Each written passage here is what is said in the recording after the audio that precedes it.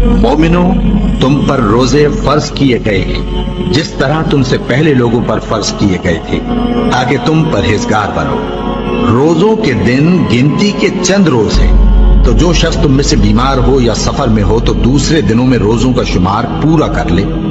اور جو لوگ روزہ رکھنے کی طاقت رکھیں لیکن رکھیں نہیں، وہ روزے کے بدلے محتاج کو کھانا کھلا دیں۔ اور جو کوئی اپنی مرضی سے زیادہ نیکی کرے تو اس کے حق میں زیادہ اچھا ہے، اور اگر سمجھو تو روزہ رکھنا ہی تمہارے حق میں بہتر ہے۔ روزوں کا مہینہ رمضان کا مہینہ ہے، جس میں قرآن اول نازل ہوا، جو لوگوں کا رہنما ہے اور جس میں ہدایت کی کھلی نشانیاں ہیں، اور جو حق و باطل کو الگ الگ کرنے والا ہے۔ تو جو کوئی تم میں سے اس مہینے میں موجود ہو چاہیے کہ پورے مہینے کے روزے رکھے، اور جو بیمار ہو یا سفر میں ہو تو دوسرے دنوں میں روزے رکھ کر ان کا شمار پورا کر لے۔ اللہ تمہارے حق میں آسانی چاہتا ہے اور سختی نہیں چاہتا، اور یہ آسانی کا حکم اس لیے دیا گیا ہے کہ تم روزوں کا شمار پورا کر لو، اور اس احسان کے بدلے کہ اللہ نے تم کو ہدایت بخشی ہے تم اس کو بزرگی سے یاد کرو اور اس کا شکر کرو۔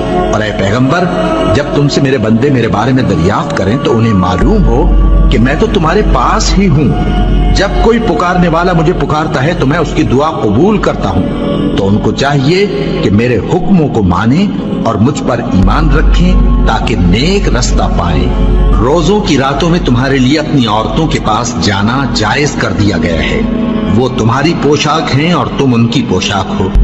اللہ کو معلوم ہے کہ تم ان کے پاس جانے سے اپنے حق میں خیانت کرتے تھے، سو اس نے تم پر مہربانی کی اور تمہاری حرکات سے درگزر فرمائی، تو اب تم کو اختیار ہے کہ ان سے مباشرت کرو۔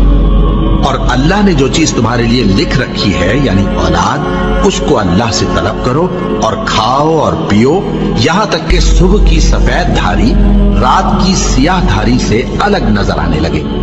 پھر روزہ رکھ کر رات تک پورا کرو، اور جب تم مسجدوں میں اعتکاف بیٹھتے ہو تو ان سے مباشرت نہ کرو، یہ اللہ کی حدیں ہیں، ان کے پاس نہ جانا۔